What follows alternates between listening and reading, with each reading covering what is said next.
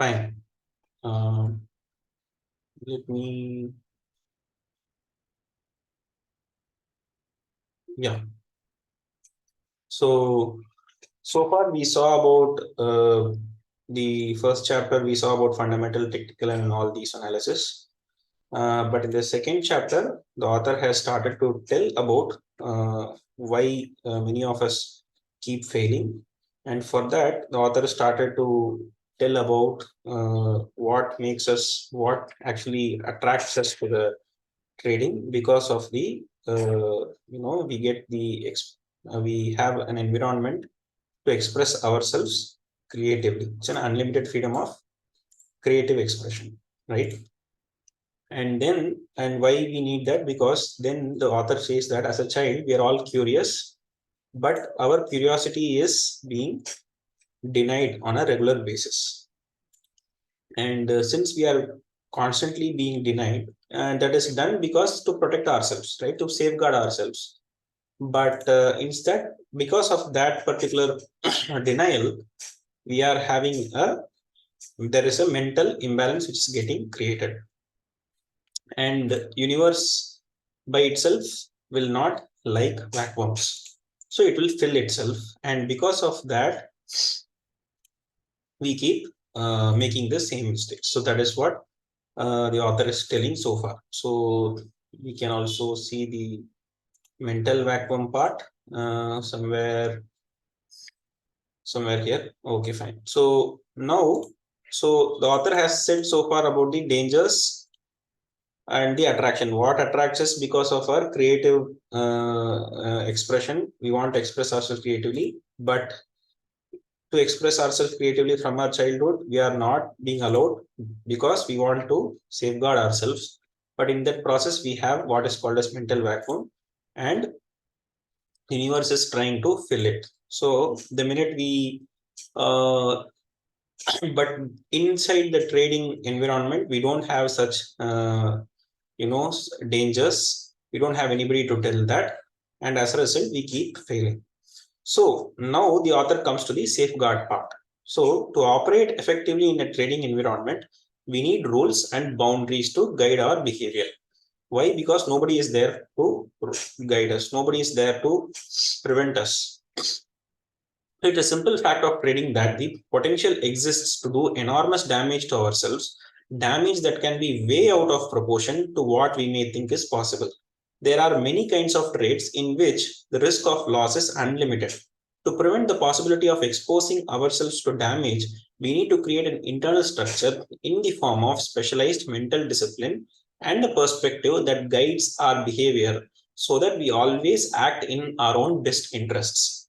This structure to exist within each of us, because unlike society, the market does not provide it. Okay. So now, so far, we saw how society gives us, protection. Society, in the name of, uh, you know, to safeguard ourselves, is curtailing our creative freedom. But in case of market, it does not have. We don't have such things. So it is very important that we create our own rules and boundaries. Okay, so that is where the psychology part comes into picture. The markets provide structure in the form of behavior patterns that indicate when an opportunity to buy or sell exists. That's where the structure ends, with a simple indication. Otherwise, from each individual's perspective, there are no formalized rules to guide your behavior. There are not even any beginnings, middles, or endings, as there are in virtually every other activity we participate in. This is an extremely important distinction with profound psychological implications. The market is like a stream that is in constant motion. It does not start, stop, or wait. Even when the markets are closed, prices are still in motion.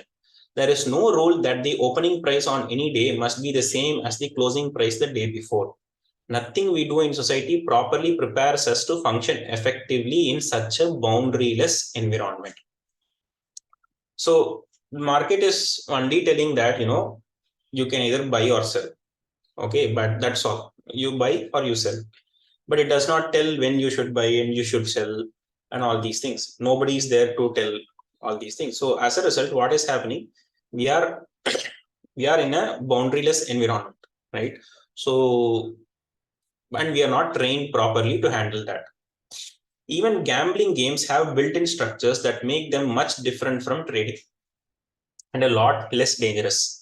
For example, if we decide to play blackjack, the first thing we have to do is decide how much we are going to wager or risk. This is a choice we are forced to make by the rules of the game. If we don't make the choice, we don't get to play. In trading, no one is going to force you to decide in advance what your risk is. In fact, we have a limitless environment where virtually anything can happen at any moment, and only the consistent winners define their risk in advance of putting on a trade. For everyone else, defining the risk in advance would force you to confront the reality that each trade has a probable outcome, meaning that it could be a loser. So consistent losers do almost anything to avoid accepting the reality that no matter how good a trade looks, it could lose. Without the presence of an external structure forcing the typical trader to think otherwise, he is susceptible to any number of justifications, rationalizations, and a kind of distorted logic that will allow him to get into a trade believing that it can't lose, which makes determining the risk in advance irrelevant. So so far we saw that the market has no option to what is it called, safeguard ourselves, right? So there are no boundaries. The market is just giving two things: either you can buy or sell. When to buy, when to sell, it does not tell. And even in gambling there are some rules, because you will, when you start, you will actually tell how much we are going to risk or lose. And the author, I think, here is telling from the seller's perspective, because as a buyer, the amount maximum you will lose is the premium. So but in the seller's perspective, the loss is unlimited, right? So the consistent winners, what they will do, they will, before they start itself, they will tell that this is the amount I will lose on this particular trade. And if the consistent losers, what they will do, they will not have any structure, justification, and they will simply justify themselves, rationalize themselves. They'll have distorted logic, and they will go into a trade thinking that they won't lose. So and hence they won't determine the risk in advance. So all gambling games have specific beginnings, middles, and endings based on a sequence of events that determine the outcome of the game. Once you decide you are going to participate, you can't change your mind. You are in for the duration. That's not true of trading. In trading, prices are in constant motion. Nothing begins until you decide it should. It lasts as long as you want, and it does not end until you want it to be over. Regardless of what you may have planned or wanted to do, any number of psychological factors can come into play, causing you to be distracted, change your mind, become scared or overconfident. In other words, causing you to behave in ways that are erratic and unintended. So a gambling game will have some beginning or middle or end, and once you start, you are there for the game. But in trading, it is not so. Prices keep on moving ups and downs, right? And nothing begins and nothing else. We just enter in between and we exit whenever we want it to be over, right? So because of all these things, we could have planned a lot of these things, but because of all these things, your psychology, if you're not in control, we will get distracted, we will change our mind, we will become scared or overconfident, and all these emotions will make us behave in erratic or unintended manner when trading. Because gambling games have a formal ending, they force the participant to be an active loser. If you are on a losing streak, you can't keep on losing without making a conscious decision to do so. The end of each game causes the beginning of a new game, and you have to actively subject more of your assets to further risk by reaching into your wallet or pushing some chips to the center of the table. Trading has no formal ending. The market will not take you out of a trade unless you have the appropriate mental structure to end a trade in a manner that is always in your best interest. You can become a passive loser. This means that once you are in a losing trade, you don't have to do anything to keep on losing. You don't even have to watch. You can just ignore the situation and the market will take everything you own and more. So because the trading is not ending, so we will be losing passively. You will not even know that we are losing. So, and if we are on a losing trade, we don't have to do. I mean, if we don't do anything, if we don't get out, we will keep on losing. That is what he is telling here. One of the many contradictions of trading is that it offers a gift and a curse at the same time. The gift is that perhaps for the first time in our lives, we are in complete control of everything we do. The curse is that there are no external rules or boundaries to guide or structure our behavior. The limited characteristics of the trading environment require that we act with some degree of restraint and self control, at least if we want to create some measure of consistent success. The structure we need to guide our behavior has to originate in our mind, in your mind, as a conscious act of free will. This is where many problems begin. So the author is telling that the trading environment is a gift as well as a curse. Basically, you have complete control, so that's a gift. And what is the curse is that we don't have boundaries, because it's like, you can do whatever we want, and as a result, there will be repercussions. And so that is why it is very important that we create a structure so that our behaviors are a little bit tamed, and this should come from our own free will. And the problem, this is where now how you create those structure, how you create those rules, how you tame your behavior, that is where the problems will come. Now, what is the first problem? The unwillingness to create rules.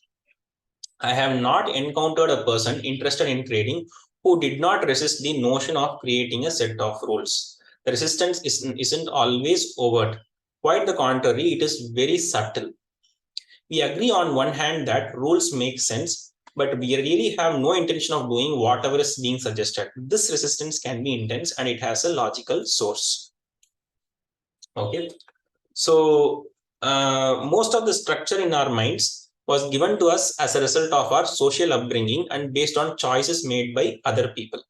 In other words, it was instilled in our minds, but did not originate in our minds. This is a very important distinction. In the process of instilling structure, many of our natural impulses to move, express, and learn about the nature of our existence through our own direct experience were denied. Many of these denied impulses were never reconciled and still exist inside of us as frustration, anger, disappointment, guilt, or even hatred. The accumulation of these negative feelings acts as a force inside our mental environment, causing us to resist anything that denies us the freedom to do and be whatever we want, when we want.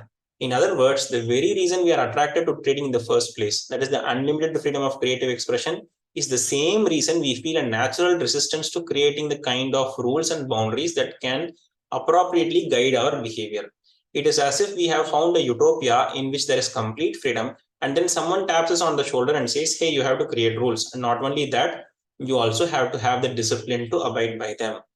The need for rules make perfect sense, but it can be difficult to generate the motivation to create these rules when we have been trying to break free of them the most of our lives. It usually takes a great deal of pain and suffering to break down the source of our resistance to establishing and abiding by a trading regime that is organized, consistent, and reflects prudent money management guidelines. I'll complete this and then we'll go for the brief understanding. Now, I am not implying that you have to reconcile all of your past frustrations and disappointments to become a successful trader, because that is not the case. And you certainly don't have to suffer. I have worked with many traders who have achieved their objectives of consistency and have not done anything to reconcile their backlog of denied impulses. However, I'm implying that you can't take for granted how much effort and focus you may have to put into building the kind of mental structure that compensates for the negative effect denied impulses can have on your ability to establish the skills that will assure you as a successful trader. So this last line is pretty much long, but before we go, basically the author is telling that we came to this trading of the unlimited freedom and creative expression, because now we don't want rules. We don't want anybody to question us. We want to be the king, right? Something like that. Now all of a sudden, so this is like a utopian area, but then someone is telling that you have to create your own rules. Nobody will tell you, nobody will ask you to create rules, nobody will ask you to create behaviors. So that is kind of contradicting the real reason why we entered trading also, right? So it's like we came into trading because we don't want anybody to tell what are all the rules. I don't want anybody to tell us. We don't want anybody to dictate us, because from our childhood we've been given, directions like you have to do this, do that, don't do this, don't do that. The society keeps doing all these things, but and to break free from that, we are coming into trading.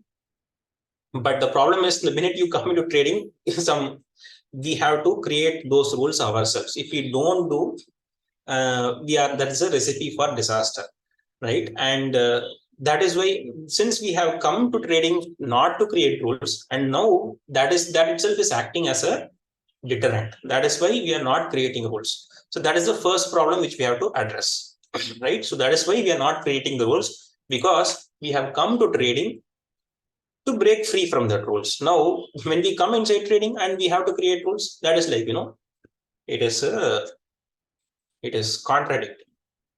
So this we have to acknowledge and understand. Next one, and this last line, what he's telling is, you can't take for granted how much effort and focus you may have to put into building the kind of mental structure. So, okay, fine. Now, the other is telling you have to create rules. Now, how much time, how much effort we have to put, we don't know. We think that, best by reading this, okay, fine, we could create rules, but no, it's not like that. Obviously, you cannot take that for granted, because you have to put so much effort into training your mind, into building a mental structure, right?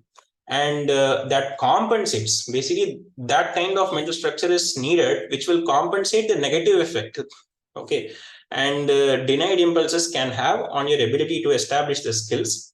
So these denied impulses are basically the one which we have been denied from our childhood, from our by the society. So to break all those things and to create a mental structure, and if you have to put some effort, and you can't take that for granted, so that takes effort. So that is the first problem. And if you don't do that, you will fail as a trader. So the rules we have to create, but what are the problems in creating rules? Because we don't want to create a rule, because we have come inside trading so that nobody could question us. Okay, so that is the core problem. Problem number 2, failure to take responsibility. Trading can be characterized as pure, unencumbered personal choice with an immediate outcome. Remember, nothing happens until we decide to start. It lasts as long as we want, and it does not end until we decide to stop. All of these beginnings, middles, and endings are the result of our interpretation of the information available and how we choose to act on our interpretation. Now, we may want the freedom to make choices, but that does not mean we are ready and willing to accept the responsibility of the outcomes. Traders who are not ready to accept responsibility for the outcomes of their interpretations and actions will find themselves in a dilemma. How does one participate in an activity that allows complete freedom of choice and at the same time avoid taking responsibility if the outcome of one's choice are unexpected and not to one's liking? So now comes the responsibility to accept the failure, right? Now he's telling that we don't want to accept the responsibility because it's not in our hands, right? I mean, it's like the market can go whatever it can do. It can go up, it can go down, and that is why I lost. No, but author is telling that you will not accept the responsibility, because you're telling the market uh, is uh, is not correct. Now let's come to the next paragraph. The hard reality of trading is that if you want to create consistency, you have to start from the premise that no matter what the outcome, you are completely responsible. This is a level of responsibility few people have aspired to before they decide to become traders. The way to avoid responsibility is to adopt a trading style that is, to all intents and purposes, random. Okay. I define random trading as poorly planned trades or trades that are not planned at all. Okay. So how can you avoid responsibility? He's telling that no. First, he's telling that you have to come to terms that you are responsible for the trades and not the market. And so you have to respond. Even if you win or lose, that is your problem. You are responsible. And this is the successful traders they take. And if you don't want to be responsible, how you can do that? You can simply take things as randomly. Whenever you want, you go and click buy and sell. Now I feel like buying, I'll go and buy. So I define random trading as poorly planned trades or trades that are not planned at all. It is an unorganized approach that takes into consideration an unlimited set of market variables which do not allow you to find out what works on a consistent basis and what does not. Okay, so basically if you don't want to be responsible, you can do, and how you can be not responsible? By taking random trades. So randomness is unstructured freedom without responsibility. When we trade without well-defined plans and with an unlimited set of variables, it is very easy to take credit for the trades that turn out to our liking because there was some method present. At the same time, it is very easy to avoid taking responsibility for the trades that did not turn out the way we wanted, because there is always some variable which we didn't know about and therefore could not take into consideration beforehand. Okay, so basically randomness is telling us if you don't want to take responsibility of the trades, please by all means. And he's telling random, like sometimes you might win and you can take credit. Oh, I did fantastic and all. At the same time, when something goes wrong, you can tell that it's not my responsibility. We didn't plan it properly, but we blame the market, right? If the market's behavior were truly random, then it would be difficult, if not impossible, to create consistency. So, if it is impossible to be consistent, then we really don't have to take responsibility. The problem with this logic is that our direct experience of the markets tells us something different. The same behavior patterns present themselves over and over again. Even though the outcome of each individual pattern is random, the outcome of a series of patterns is consistent. This is a paradox, but one that is easily resolved with a disciplined, organized, and consistent approach. So, author is telling that if market is random, then it is like you cannot be consistent, right? Basically, whatever you tell, it is like if you tell it will go up, it will not go up, and if it will tell it will go down, it will not go down. Things like that. But that is not the case, right? Because from the historically, what he's telling is that there is a pattern which is repeating again and again in the market. Basically, it's a supply demand, right? So, although the individual pattern is random, but the series of patterns is consistent. So, and how you can tap into this particular behavior by being consistently successful? That is by disciplined, organized, and consistent approach.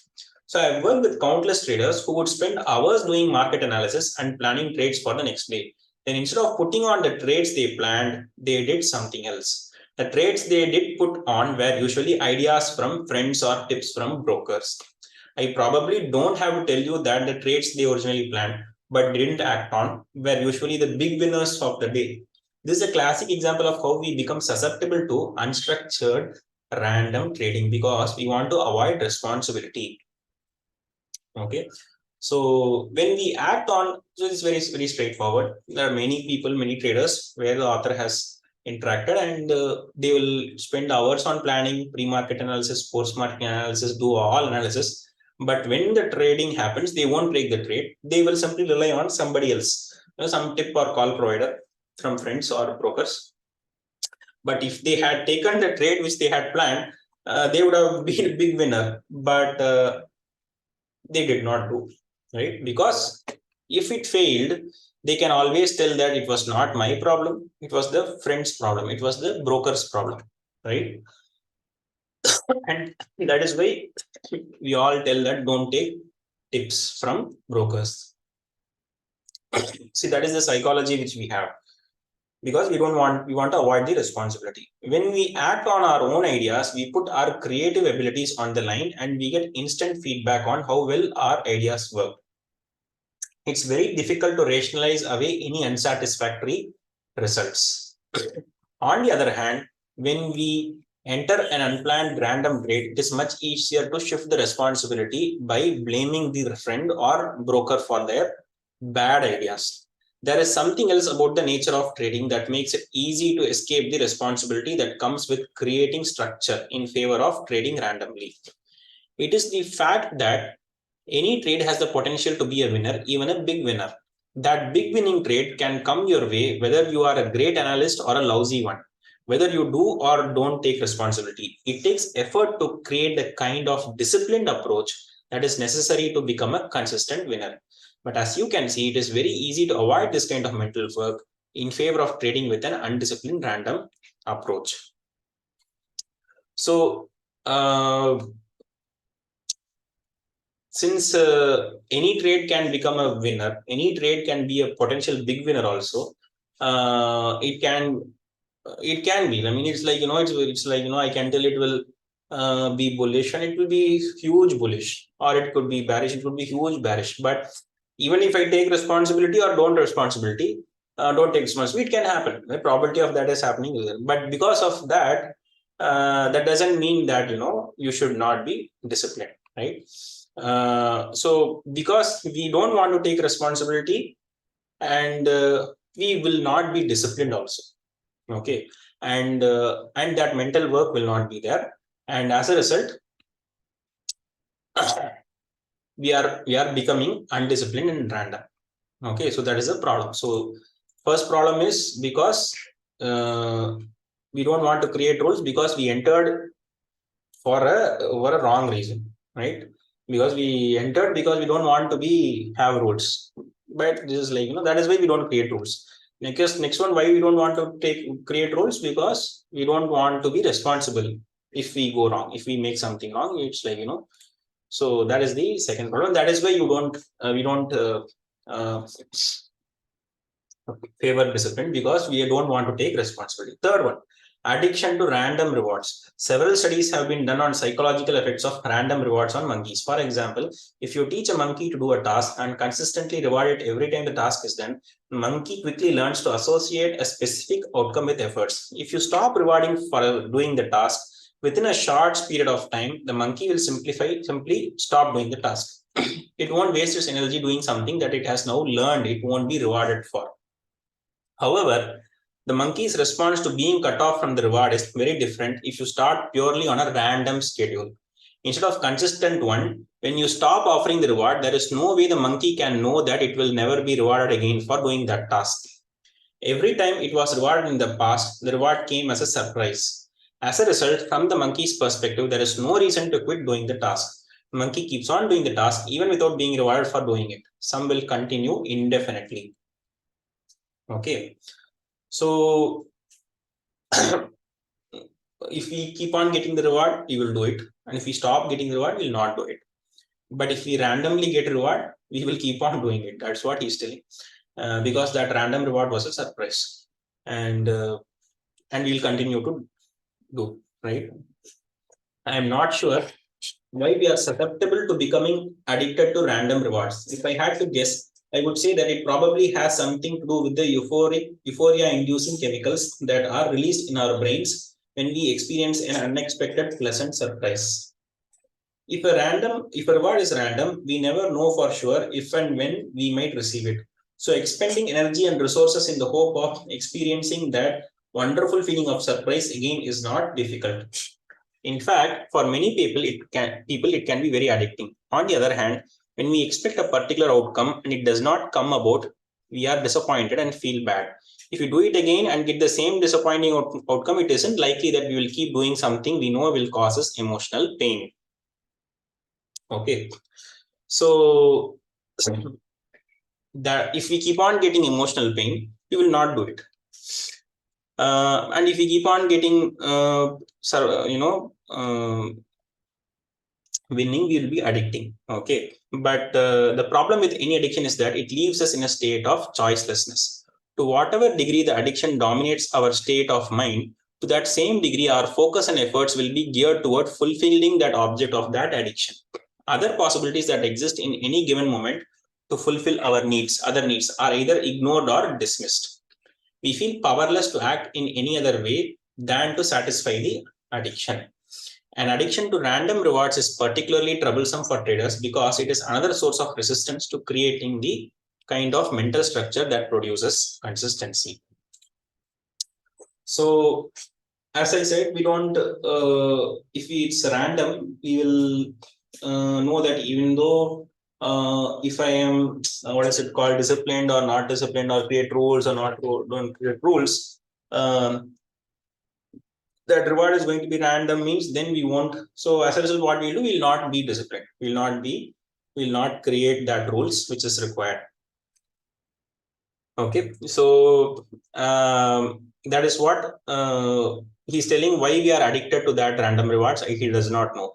And if he has to take a guess, he's telling that whenever we get the unexpected pleasant surprise, we are having some euphoria inducing chemicals, maybe some happy hormones.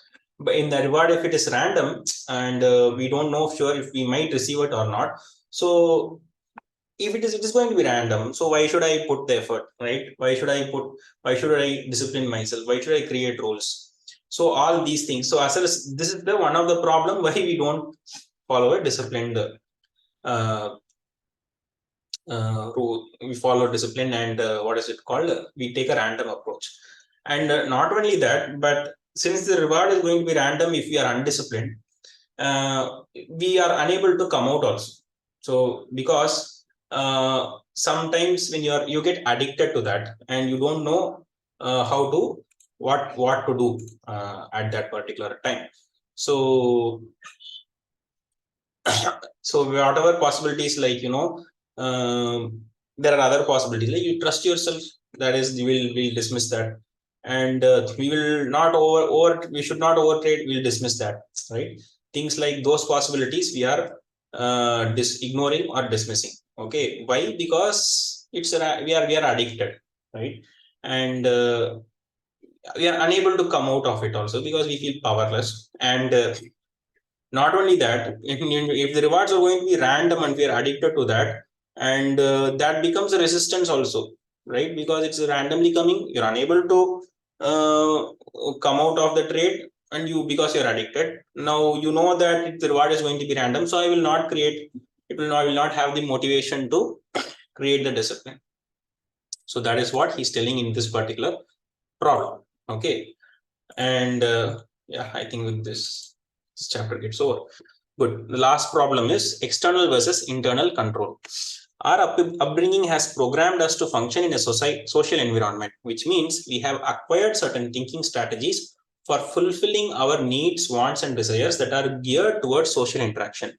Not only have we learned to depend on each other to fulfill the needs, wants, and desires we cannot fulfill completely on our own, but in the process, we have acquired many socially based controlling and manipulating techniques for assuring that other people behave in a manner that is consistent with what we want. Okay, so he's bringing back the society again, where we talk with each other, we know how to talk, what not to talk, how we, so that we control and manipulate also, and that is consistent with whatever we want. The markets may seem like a social endeavor because there are so many people involved, but they are not. If in today's modern society we have learned to depend on each other to fulfill basic needs, then the market environment, even though it exists in the midst of modern society, can be characterized as psychological wilderness, where it is truly every man or woman for himself or herself. Okay. So not only can we not depend on the market to do anything for us, but it is extremely difficult, if not impossible, to manipulate or control anything that the market does. Now, if we have become effective at fulfilling our needs, wants, and desires by learning how to control and manipulate our environment, but suddenly find ourselves as traders in an environment that does not know, care, or respond to anything that is important to us, where does that leave us? You're right. If you set up the proverbial creek without a paddle. Okay. One of the principal reasons so many successful people have failed miserably at trading is that their success is partly attributable to their superior ability to manipulate and control the social environment to respond to what they want. Okay. So far he's telling that, we all are social beings, and we control, we obey, we also manipulate, so that we are succeeding the way others want. For example, we want our children to behave certain ways, our parents to behave in certain ways, or husbands and wives to do certain ways. We do certain things, we do certain social interactions, and we become likable. We make them, they like us, we like them, and we get things done. But suddenly we are in an environment where the market doesn't care, right? It is like, do whatever, I don't care about you, right? Now, so far we have been succeeding because of all these things, people who care about each other. Now, all of a sudden you are put into a environment where nobody cares. Each trader cares for other person. Okay. So this is the reason why successful people are failing in the trading environment. Okay. So to some degree, all of us have learned to or developed techniques to make the external environment conform to our mental internal environment. The problem is that none of these techniques work with the market. The market does not respond to control and manipulation. However, we can control our perception and interpretation of market information as well as our own behavior. Instead of controlling our surroundings so that they conform to our idea of the way things should be, we can learn to control ourselves. Then we can perceive information from the most objective perspective possible and structure our mental environment so that we always behave in a manner that is in our own best interest. So far the author said about this chapter, why you enter and why you what is the reason for you entering, what is we have the unlimited expression. We have been brought up in a society where we are always asked to tell, dictated what we should do and what we should not do, and suddenly we enter an environment because there is nobody to tell, nobody is there to guide you, nobody is there to, it's a free flow environment. You can do whatever you want. So as a result, what is happening? But not only that, it is gifting, it is also punishing you also.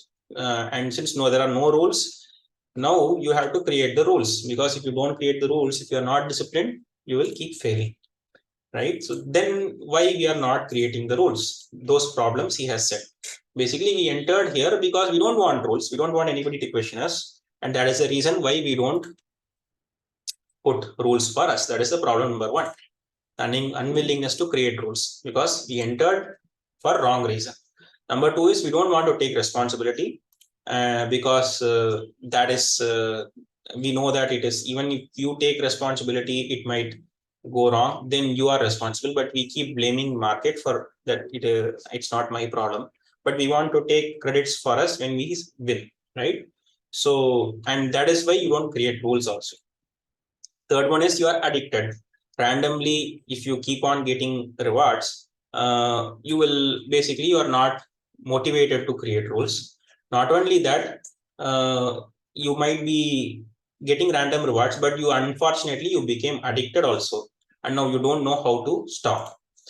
And because of all these things, you will not create the rules for that game. The fourth one is you have been succeeding in your life because you were externally, were manipulating your environment or controlling it so that you win. But now you are in an environment where you are not, the market does not care. Now, because of that, you keep trying to control the market instead of trying to control yourself, right? So that is why. So how you control yourself? By creating rules. But you are coming from an environment which is not like that. So you keep applying those kind of wrong psychology in the market, and that is why you keep failing, right? So first chapter we saw about the different types of analysis. The second chapter, he's slowly going inside the, what are the mental analysis, what is the psychology. We have 15 more minutes. We'll try to cover some more in this particular chapter. So the third chapter is taking responsibility. Although the words taking responsibility sound simple, the concept is neither easy to grasp nor easy to put into practice in your trading. We have all heard the words and been confronted with the need to take responsibility so many times in our lives that it is easy to take for granted that we know exactly what that phrase means, right? So the author is telling that, it is like cliched word, right? It is like, everybody tells, be a man, be a girl, be a human, take responsibility, and take responsibility of our life, take responsibility of your life, things like that. And so we assume that we know what it is, right? No, but that is not what he's trying to tell. Taking responsibility in your trading and learning the appropriate principles of success are inextricably connected. You have to understand with every fiber of your being the ways in which you are and are not responsible for your success as a trader. Only then you can take on the characteristics that will allow you to join this select group of traders who are consistently successful in the markets. So he's telling that every fiber of you should understand about the taking responsibility. Only if we do that, we will join the group of people who are consistently successful. At the end of chapter 1, I introduced the idea of stepping into a future projection of yourself. In other words, the consistently successful trader that you want to become doesn't exist yet. You must create a new version of yourself, just as a sculpture creates a likeness of a model. So we have to sculpt ourselves, especially we have to sculpt our mind. Shaping your mental environment. The tools you will use to create this new version of yourself are your willingness and desire to learn, fueled by your passion to be successful. If the willingness and desire to learn are your primary tools, then what is your medium? An artist creating a sculpture can choose to work in a number of mediums, clay, marble, or metal, for example. But if you want to create a new version of your personality that expresses itself as a consistently successful trader, you have only your beliefs and attitudes. The medium for your artistic endeavor will be your mental environment, where, with your desire to learn, you can structure and install the beliefs. Just a minute. Fine. Just a minute. Sorry.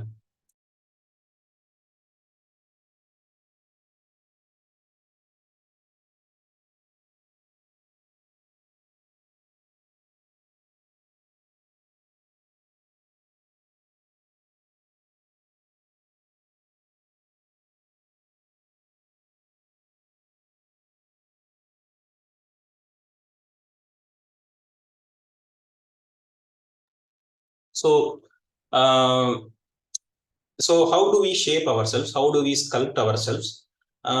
Basically, for an artist, he has multiple options, but in our case, we have only one thing: our beliefs and attitudes, right? And I am assuming your ultimate goal is consistency. If you are like most traders, you don't realize the fullest potential of the opportunities available to you. To realize more and more of that potential, to make it more and more of a reality in your life, your primary goal has to be learn how to think like a consistently successful trader. Okay. And remember, the best traders think in a number of unique ways. They have acquired a mental structure that allows them to trade without fear and at the same time keeps them from bounds, becoming reckless and committing fear-based errors. This mindset has a number of components, but the bottom line is that successful traders have virtually eliminated the effects of fear and recklessness from their trading. These two fundamental characteristics allow them to achieve consistent results. Okay, so just a minute, one more.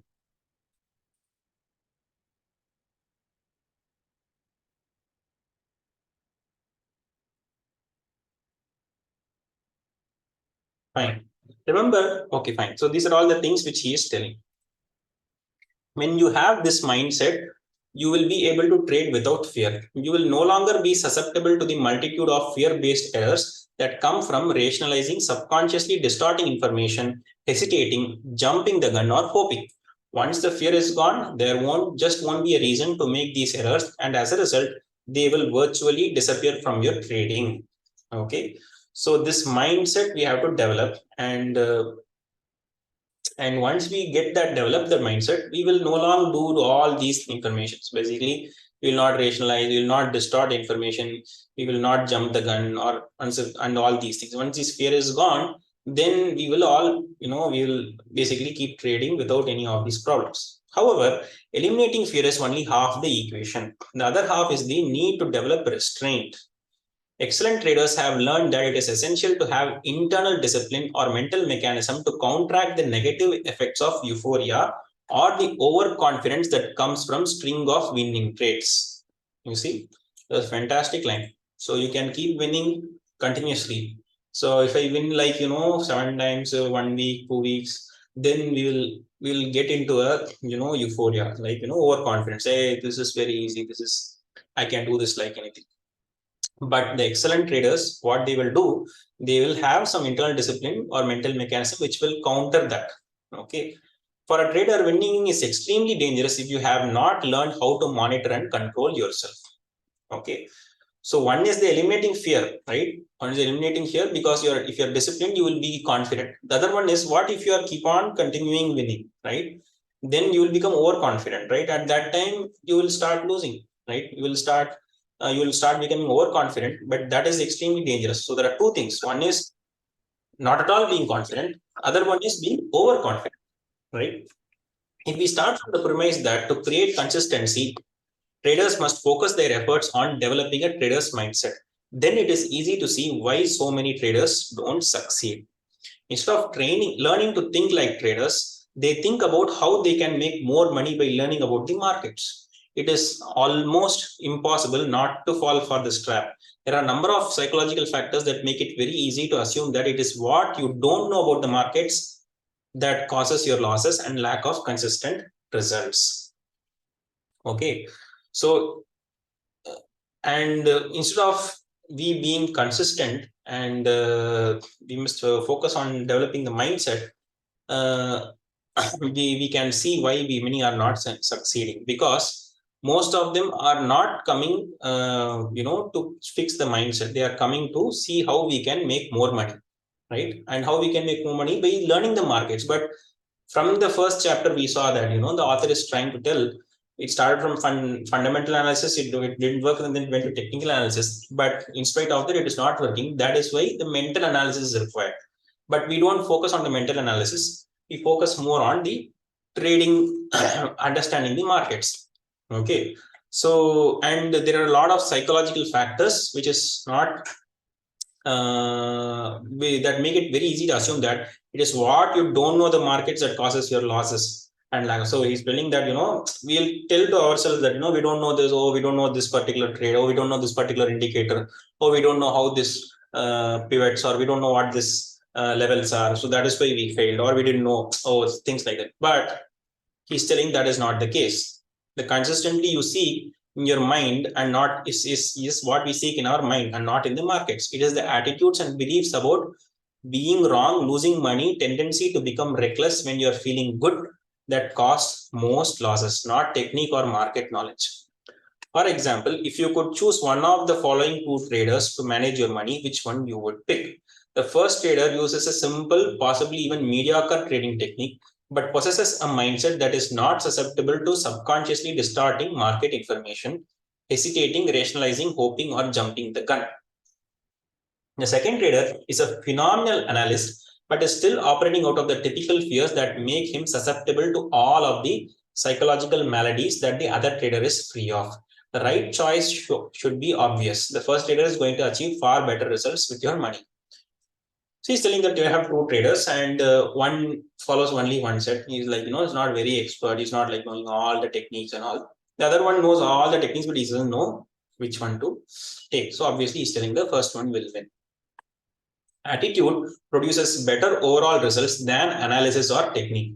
Of course, the ideal situation is to have both, but you really don't need both, because if you have the right attitude, the right mindset, then everything else about trading will be relatively easy, even simple, and certainly a lot more fun. I know for sure, for some of you, this may be difficult to believe or even distressing, especially if you have been struggling for years to learn everything you can about the market. So he's telling that how attitude is more important than analysis techniques. Although if both you have, it is fantastic. But if he's telling that it is even if you don't have the right analysis and technique, if you have the right attitude, then everything will be easy and simple. Okay, and he's telling it might be difficult to believe, but that is the truth. Okay. So interestingly, most traders are closer to the way they need to think when they first begin trading than at any other time in their careers. Many people begin trading with a very unrealistic concept of the inherent dangers involved. This is particularly true if their first trade is a winner. Then they go into the second trade with little or no fear. If that trade is a winner, they go into the next trade even with a little less concern for what would otherwise be the unacceptable possibility of a loss. Each subsequent win convinces them that there is nothing to fear and that trading is the easiest way to make money. This lack of fear translates into a carefree state of mind, similar to the state of mind many great athletes describe as a zone. If you have ever had the occasion to experience the zone in some sport, then you know it is a state of mind in which there is absolutely no fear and you act and react instinctively. You don't weigh alternatives or consider consequences or second guess yourself. You're in the moment and just doing it. Whatever you do turns out to be exactly what needed to be done. Okay. So if we keep on getting winning, we'll become, we'll go into a zone, right? That is what athletes call a zone. And when you're in the zone, when you're in your peak and all these things, you will not even worry about making any mistake. You'll be like, something has to be done, it has to be done, and I know what I'm doing, things like that. Now, most athletes never reach this level of play because they never get past the fear of making a mistake. Athletes who reach the point where there is absolutely no fear of the consequences of screwing up will usually and quite spontaneously enter into the zone. By the way, a psychological zone is not a condition you can will yourself into. The way you can will yourself into a feat of endurance. It is a state of mind you find yourself that in that is inherently creative. And usually, if you start thinking about your actions at a rational or conscious level, you pop right out of it. Okay. And it is actually the author is telling that you cannot simply go into a zone just like that. Just because you are enduring, just because you are, it happens. It is a creative thing, right? So you can keep playing music a lot of times and you can be an expert in playing some instrument or something. Doesn't mean that everybody can become like A.R. Rahman, right?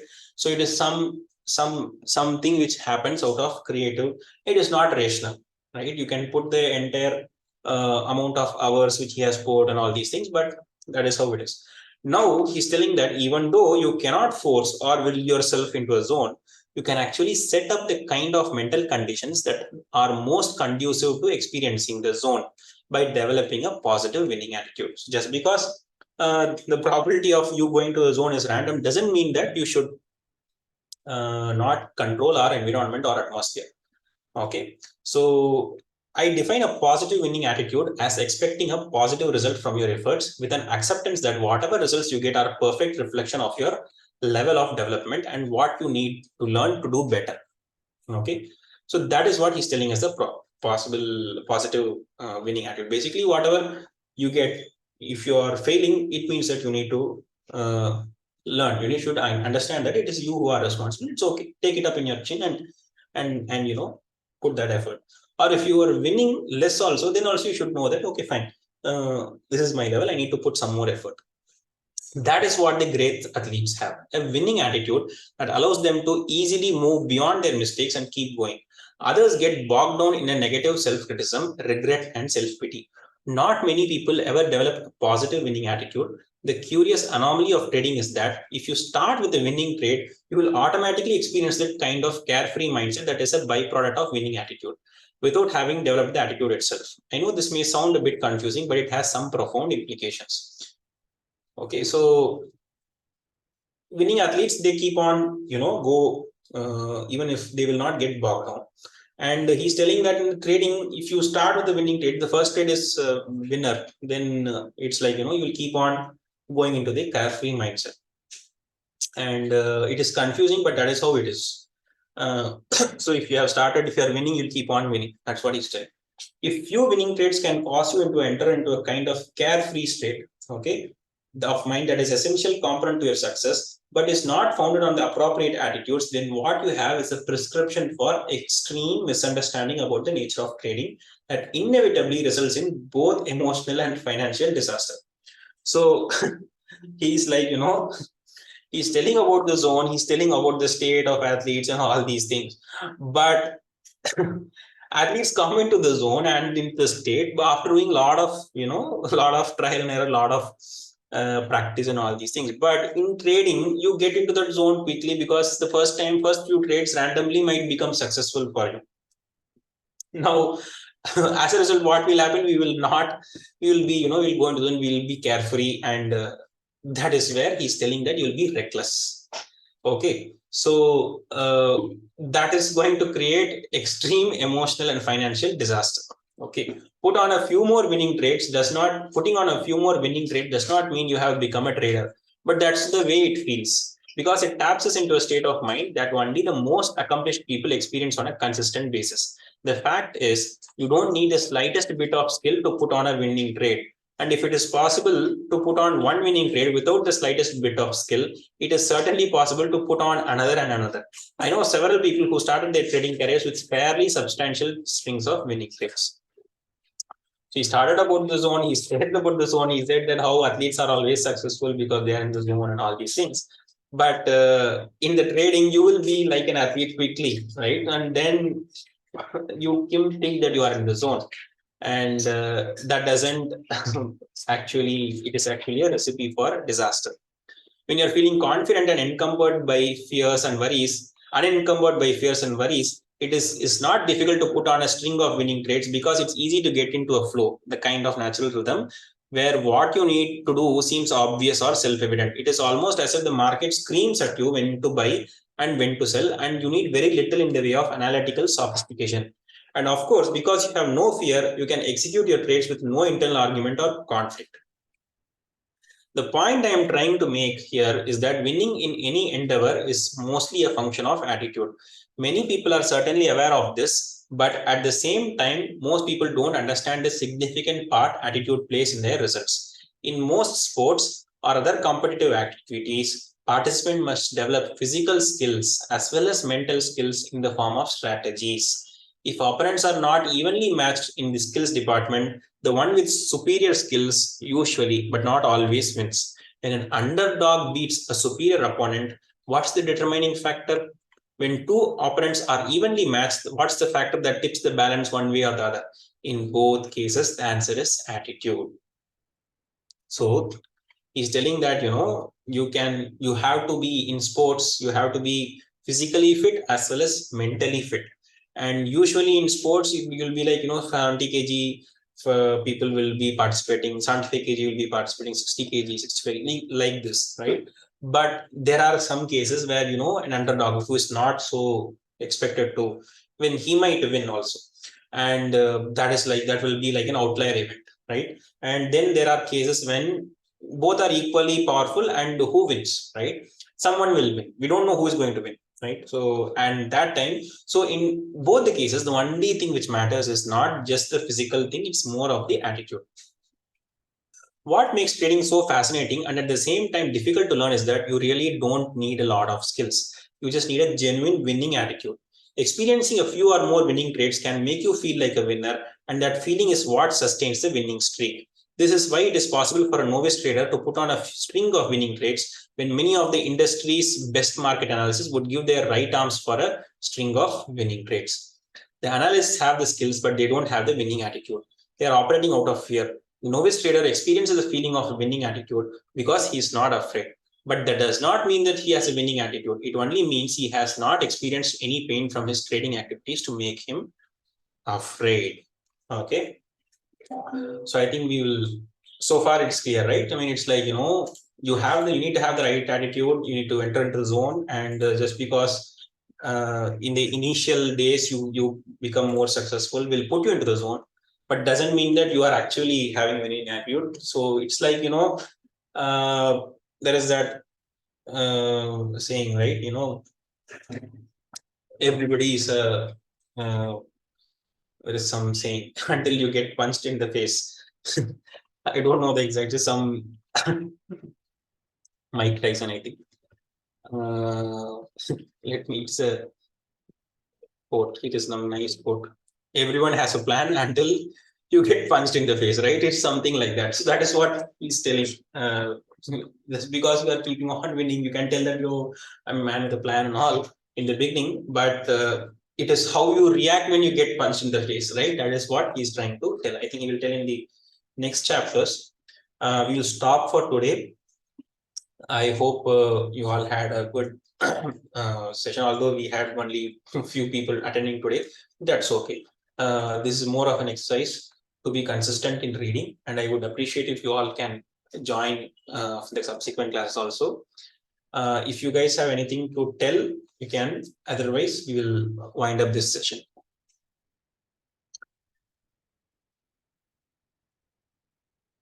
Okay, fine. So we'll end this session. I'll upload this on YouTube as well.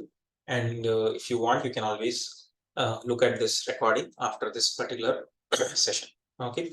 So thank you once again for all for participating in this. Much appreciated. And thanks a lot. Please keep continuing to our sessions in the future. Thanks a lot. Thank you guys. Thanks a lot. Bye.